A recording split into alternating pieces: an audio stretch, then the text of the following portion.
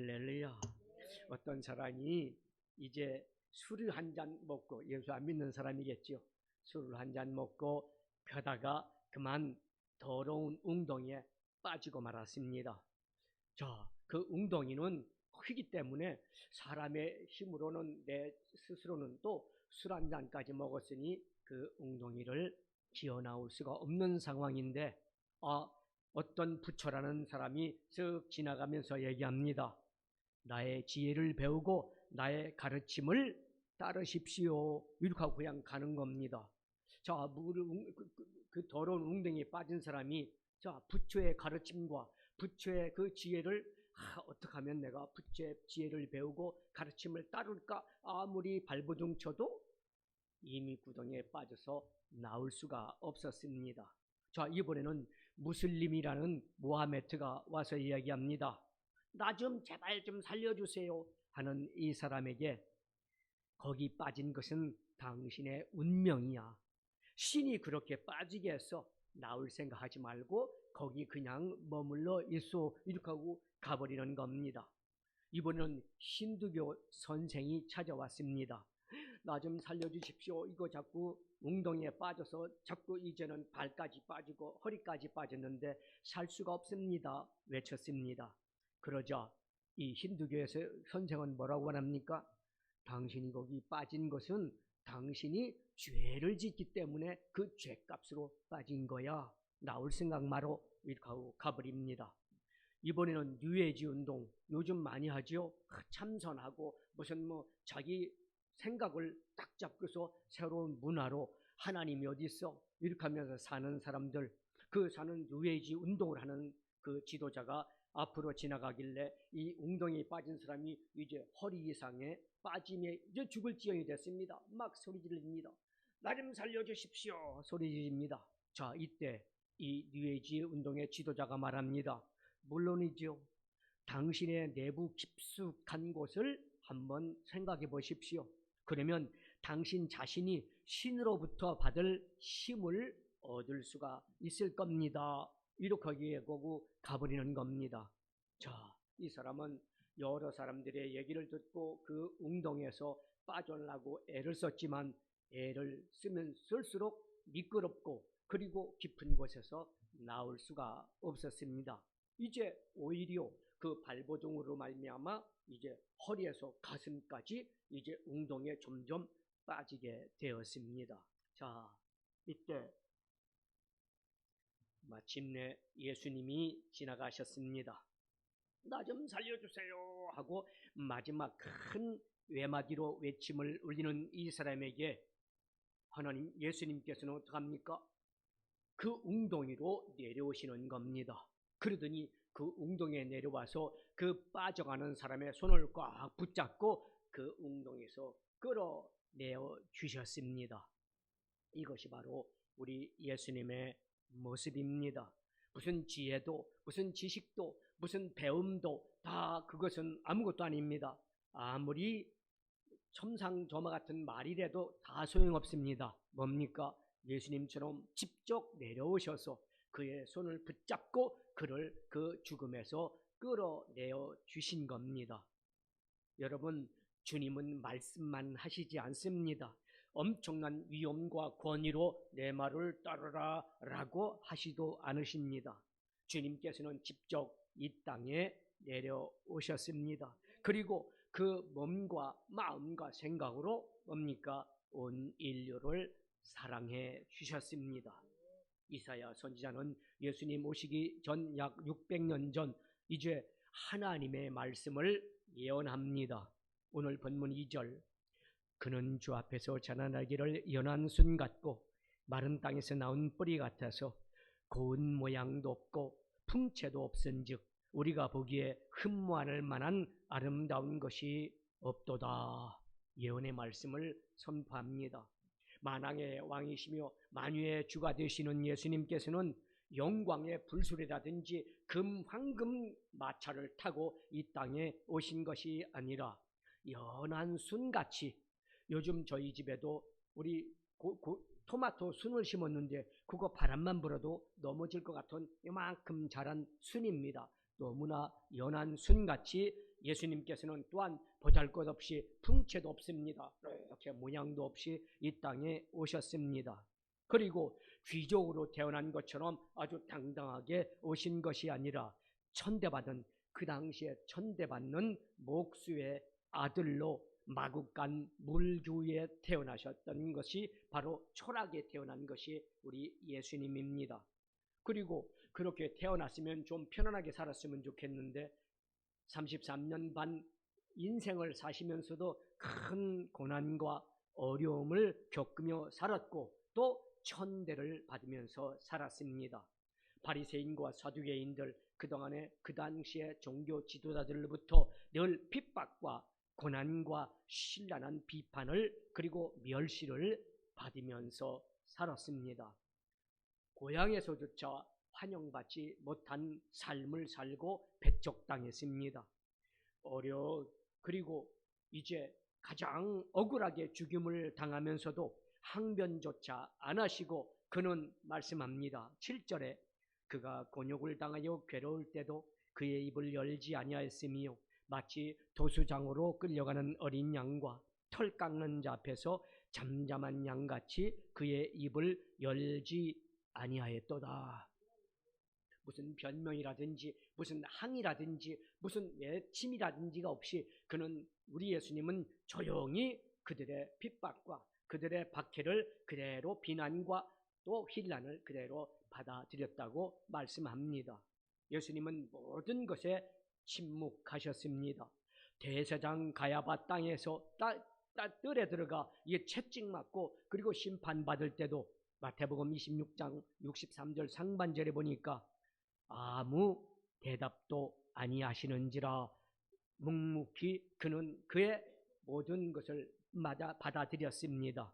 또한 빌라도 총독은 당시에 날아가는 새도 떨어뜨리는 권세를 갖고 내가 너희를 죄할 수도 있고 내가 너를 죽일 수도 있다는 이러한 큰 권세를 갖고 있던 총독이었습니다. 그 총독 앞에 신문을 받으면서도 마태복음 27장 12절에 보니까 대제사장들과 장로들에게 고발을 당하되 아무 대답도 아니하시는지라. 고발하는 사람들 앞에서, 총독 앞에서 예수님은 대답 안 하시고 묵묵히 서 계셨습니다. 이사야 선지자는 이 모습을 벌써 600년 전에 이사야서 50장 6절에서 예언합니다. 나를 때리는 자들에게 내 등을 맡기며 나의 수염을 뽑는 자들에게 나의 뺨을 맡기며 모욕과 침뱉음을 당해도 내 얼굴을 가리지 아니하였느니라. 자, 보십시오. 어떠한 그런 고난, 시험, 핍박을 당해도 예수님은 숨거나 아니면 뒤로 물러가지 아니하고 당당히 그들 앞에 서 계셨습니다. 여러분, 예수님의 생애를 한마디로 표현한다면 고난의 삶입니다. 자, 그렇다면 예수님께서 왜 그렇게 비천하게 태어났으며 왜 예수님께서는 그런 어려운 고난을 겪으면서도 묵묵히 예수님은 그것을 다 감당하셨을까요? 제일 첫 번째, 예수님은 우리를 살리시기 위해서 예수님은 고난을 당하셨습니다. 5절에 그가 찔림은 우리의 허물 때문이요 그가 상함은 우리의 죄악 때문이라. 그가 징계를 받음으로 우리는 평화를 누리고 그가 채찍에 맞음으로 우리는 나음을 입었도다. 아멘. 자, 오늘 우리는 이 본문 말씀에서 두 가지 단어를 주의해 보아야 됩니다. 허물과 죄악. 우리의 허물 때문이요 우리의 죄악 때문이라. 요 허물과 죄악이라는 단어입니다. 허물이란 뭡니까? 허물은 하지 말아야 될 것을 함으로 내서 말하는, 행하는 범죄입니다. 하지 말아야 돼 하는 것을 행하는 것. 그 다음에 죄악이라는 뭡니까? 이것은 당연히 해야 될 것을 안 하는 것. 이것이 바로 죄악입니다. 아담과 하와는 하나님께서 하지 말라는 것, 그 선악과 나무를 먹지 말라는 것, 그거 먹지 말라는 죄를 어떻게 했습니까? 범했습니다. 그리고 먹지 말라는 것을 명령할 때 그걸 안 해야 되는데 그것을 범했기 때문에 원죄, 인류 최초의 죄악 가운데 빠지고 말았습니다. 그러므로 하나님으로부터 너는 죄인이다, 에덴에서 쫓겨나는 이러한 벌을 받게 되었습니다. 자, 아담의 후손은 다 죄인입니다. 원죄, 부모로부터 받은 원죄가 있는 겁니다. 그래서 성경은 말씀합니다. 모든 사람이 죄를 범하였으므로 하나님의 영광에 이르지 못하더라. 그렇습니다. 아무리 선하게 산다 그래도, 아무리 기증을 많이 하고 많이 베풀며 산다 그래도 그 죄는 죄를 가지고 있습니다. 모래도 물에 담그면 떨어지고 가라앉고, 큰 바위도 물에 던지면 가라앉습니다. 사랑하는 여러분, 결국 죄인인 모든 인간은 죽을 수밖에 없었습니다. 왜 그렇습니까? 죄의 싹은 사망이라고 선언했기 때문입니다. 예수님의 죽음은 무엇입니까? 예수님은 생명을 살리기 위해서 이 땅에 오셨습니다. 우리를 위해서 고난당하시고 결국에는 십자가에 위해서 죽으신 것입니다. 믿으시면 크게 아멘. 예수님이 이 땅에 오신 것은 저와 여러분을 살리기 위해서 고난도 죽임도 당했다는 사실을 꼭 기억하시기를 주님의 이름으로 축원합니다. 자, 예수님께서 왜 고난받으시고 십자가에 매달리셨습니까? 그것은 저와 여러분의 질병을 고쳐주시기 위함이었습니다. 4절에 그는 실로 우리의 질고를 지고 우리의 슬픔을 당하였거늘 우리는 생각하기를 그는 징벌을 받아 하나님께 맞으며 고난을 당한다 하였노라. 여러분, 여기 그는 실로 우리의 질고를 졌고 또 우리의 슬픔, 여기 두 가지 단어가 나옵니다. 질고와 슬픔입니다. 질고는 뭡니까? 질고는 육체적인 병입니다. 육체적인 병이 걸리면 질고입니다. 그 다음에 슬픔은 뭡니까? 정신적인 질병입니다. 그러니까 우리는 육체적인 병과 정신적인 병에 걸렸는데 이것을 고치기 위해서 예수님께서 이 땅에 오신 것입니다. 여러분, 그런데 우리 주위에 보면 예수님은 우리의 죄만 탕감하기 위해서, 죄만 해결해 주기 위해서, 죄에서 해방시켜 주기 위해서 오셨다. 물론 이것은 장로교단에서 많이 주장하는 이야기입니다. 그런데 오늘 말씀을 보면 예수님께서는 우리의 생각, 영만 구원하러 오신 것이 아니라 우리의 육체까지도 구원하시러 오셨다는 사실을 믿으시기를 주님의 이름으로 축원합니다. 출애굽기 15장 26절 이르시되 너희가 너희 하나님 나 여호와의 말을 순종하고 내가 보기에 의를 행하며 내 계명에 귀를 기울이며 내 모든 규례를 지키면 내가 애굽 사람에게 내린 모든 질병 중 하나도 너희에게 내리지 아니하리니 나는 너희를 치료하는 여호와임이니라. 아멘. 예수님, 하나님은 어떤 하나님이라고요? 하나님은 치료하시는 하나님, 하나님은 라파의 하나님, 치료하시는 하나님입니다. 예수님은 3년 반 동안에 뭔가 공생애를 하십니다. 3년 반 동안의 공생애 가운데 물론 산상수훈도 있고 여러 말씀 전하는 것도 계셨지만 3분의 2의 사역은 질병에 걸린 사람, 슬픔에 있는 사람들을 고치는 사역을 감당했던 것을 보게 됩니다. 그리고 우리의 질병을 위해서 예수님께서는 채찍에 맞으셨습니다. 베드로전서 2장 24절 진이의 나무에 달려 그의 몸으로 우리 죄를 담당하셨으니 이는 우리로 죄에 대하여 죽고 의에 대하여 살게 하려 하심이라.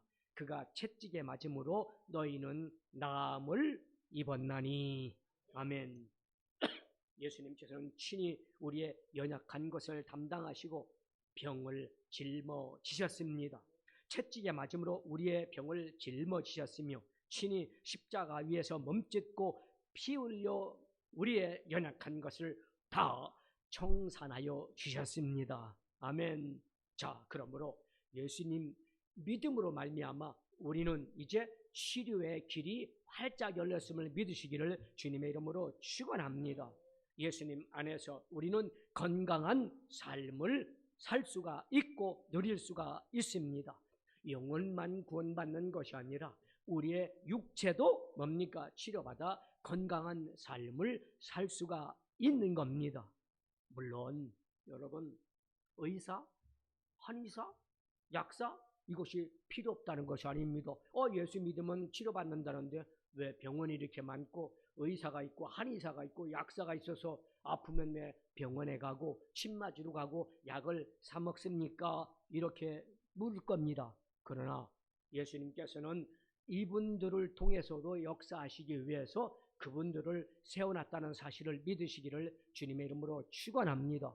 예수님께서 신료한 못에서 뭡니까? 안 못 보는 분에게 침을 발라서 눈에 발라주고 신료한 연못에 가서 내 눈을 씻으라고 합니다. 왜 그렇습니까? 침 바른다는 것은 의수, 꼭 말씀으로만 치료하는 것이 아니라 의술을 통해서도 치료받는 것을 말씀하고 있습니다. 그래서 야고보서 5장 14절로 15절은 말씀합니다. 너희 중에 병든 자가 있느냐? 그는 교회의 장로를 청할 것이요 그들은 주의 이름으로 기름을 바르며 그를 위하여 기도할지니라. 믿음의 기도는 병든 자를 구원하리니 주께서 그를 일으키시리라. 혹시 죄를 범하였을지라도 사하심을 받으리라. 아멘. 여러분, 이렇게 병원도 필요하고 의사, 약사도 필요합니다. 한의사도 필요합니다. 또 그들에게 와서 우리가 도움을 받아야 됩니다. 그러나 믿음을 갖고 있는 저와 여러분이라면 어떡합니까? 기름을 바르는 것, 이것은 병원에 가는 겁니다. 그런 것도 필요하지만 먼저 하나님의 종, 하나님의 나라, 하나님의 교회, 하나님의 사람, 하나님 앞에 기도함으로 함께 기도해주고 함께 안수해줌으로 치료받으라고 성경은 우리에게 말씀하고 있습니다. 믿으시면 크게 아멘.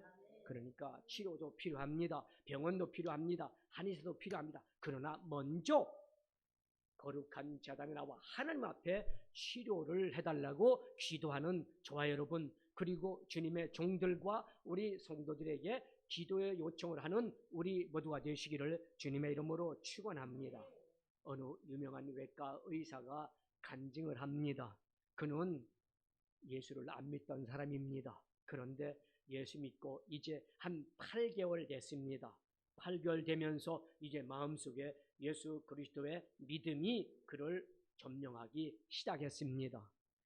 예수 믿기 전에는 제가 외과 의사니까 어떻게 해요? 자기 기술로 대학에서 배운 그 의료 기술과 인턴, 레지던트 겪은 그 모든 것을 가지고 치료하고 있었습니다. 그리고 당연히 저도 요 한마음 병원에 갔더니 요 귀에 치료받으러 갔을 때 의학 박사더라고요. 그분도 의학 박사라고 딱 붙어 있더라고요. 연세대학교 나온 의학 박사인데 제 귀를 진찰하더니 저는 손을 못 댑니다.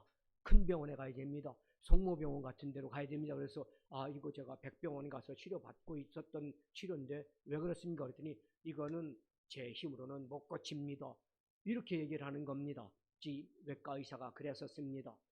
자기 병원에 왔는데 여러 병원에 다니면서 진찰을 받았는데 도저히 다 고칠 수가 없는데 제가 무릎이 아파서 도저히 이제 걸을 수도 없습니다. 어떻게 해야 됩니까? 치료받으러 가는데 전부 다 원인도 모른답니다. 왜 무릎이 아픈지, 관절이 왜 이렇게 어그러졌는지 아무도 이것을 모르겠습니다. 관절이 아플 때는 그 원인이 있어야 되는데 이것은 아플 일이 없는데 왜 아픈지 모르겠습니다. 이렇게 하는 겁니다.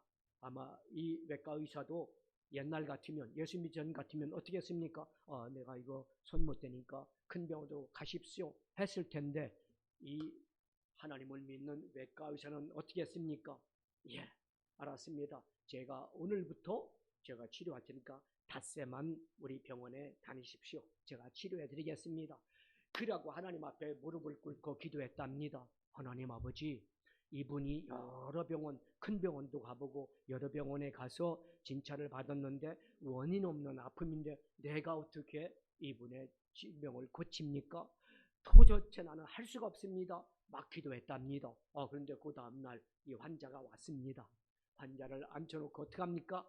딱딱 진찰부터 하는 것이 아니라 그 아픈 부위에 손을 얹고 기도하는 겁니다. 하나님 아버지, 나는 할 수 없습니다. 못합니다. 그러나 하나님은 치료하실 수 있는 라파의 하나님이십니다. 주님께서 치료하여 주옵소서. 아멘. 하루, 이틀, 3일, 4일, 닷새를 치료했는데 닷새 만에 이 환자가 딱 치료받고 병원을 나갔습니다. 할렐루야. 그렇습니다. 그러면서 이 외과 의사는 고백합니다. 요 사이는 어찌 됐는지 제가 정신이 하나도 없습니다. 옛날 같은 환자가 오면 환자 치료하기에 바빴는데 지금은 먼저 그분에게 예수 그리스도를 전하고 하나님의 말씀을 전하고 그 다음에 손을 얹고 기도하고 그 다음에 진찰을 하기 시작했는데 어떻게 된 일인지 치료하는 분마다 다 깨끗하게 치료 안 받고 저희 병원을 나갔습니다. 그런데 도대체 저는 크게 그분의 치료에 도움이 준 게 없는데 어떻게 된 건지 알 수가 없습니다. 이렇게 그는 고백했습니다. 사랑하는 여러분, 이처럼 유명한 외과 의사조차도 치료 불가능한 것을 무엇으로? 하나님 앞에 간절히 기도함으로 하나님의 능력 안에서 치료받은 것을 믿으시기를 주님의 이름으로 축원합니다. 자, 이렇게 의사만 하나님의 역사를 일으킵니까? 사랑하는 성도 여러분, 기억하십시오.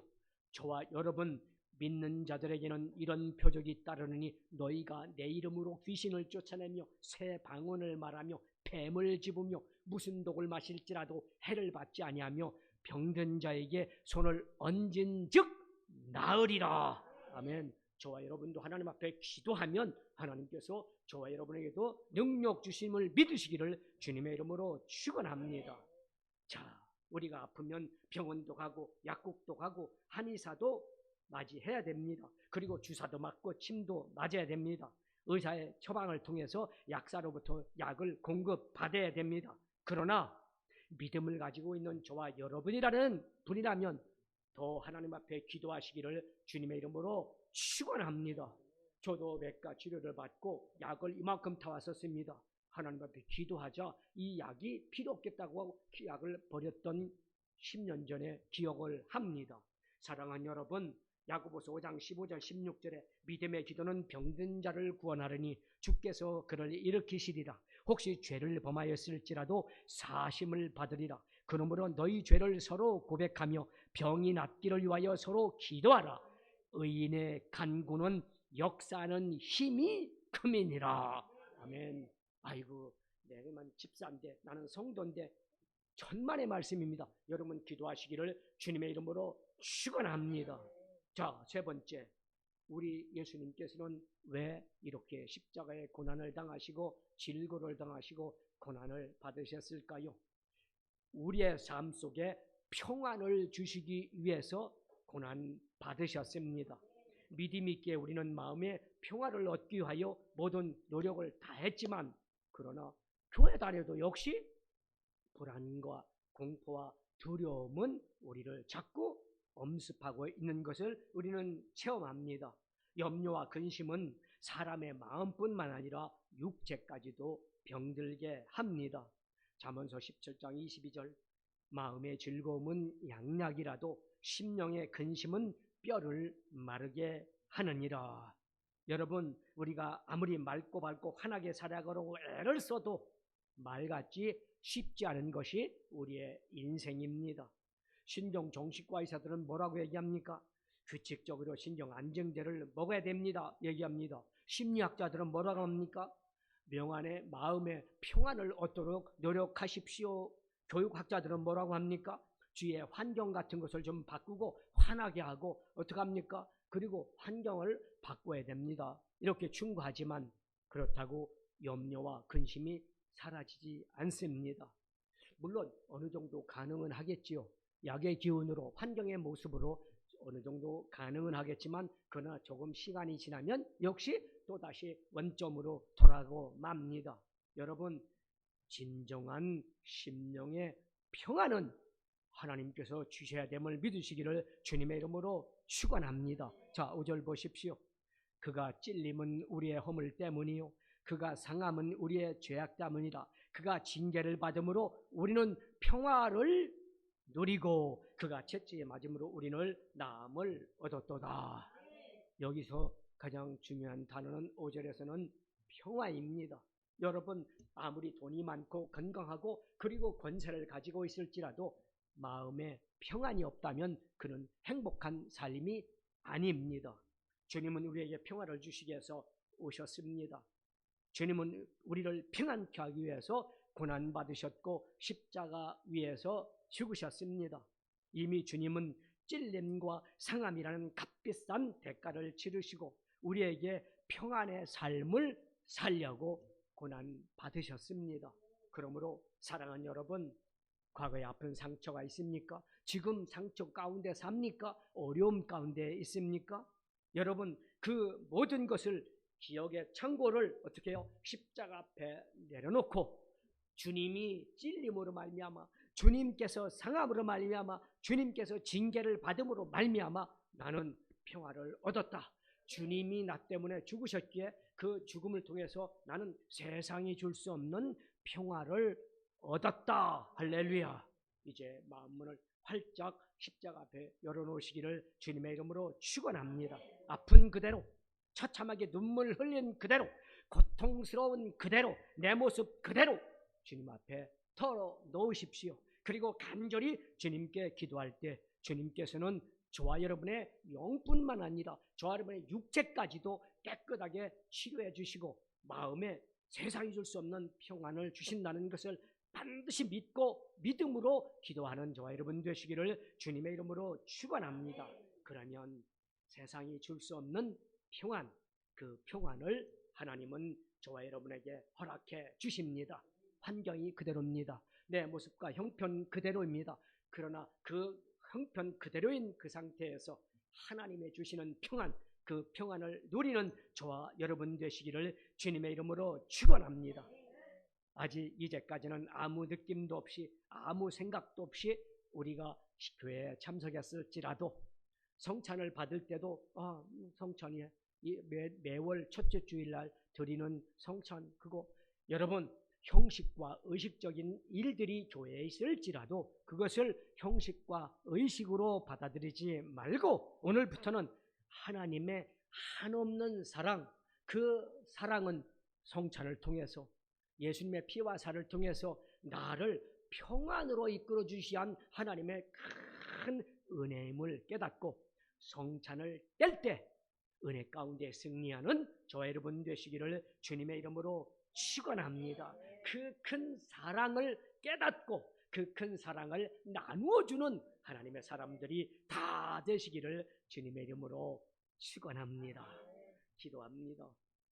사랑의 하나님, 누구 때문에 예수님은 십자가에 달리셨습니까? 무엇 때문에 예수님은 십자가에서 처참하게 생명을 버리셨습니까? 오늘 우리는 예수님은 우리의 살리시기 위해서 고난받으셨고 우리를 치료하기 위해서 고난받으셨고 우리에게 평안을 주시기 위해서 고난받으신 것을 깨달았습니다. 사랑의 하나님, 하나님 앞에 마지막 가는 날까지 예수님 오시는 그날까지 그 큰 사랑을 입었사오니 그 큰 사랑을 나눠주고 펼치며 그 큰 사랑을 누리며 주님 앞에 헌신봉사 충성하는 하나님의 믿음의 사람들로 축복해 주옵소서. 예수님의 이름으로 감사하고 기도하옵나이다. 아멘.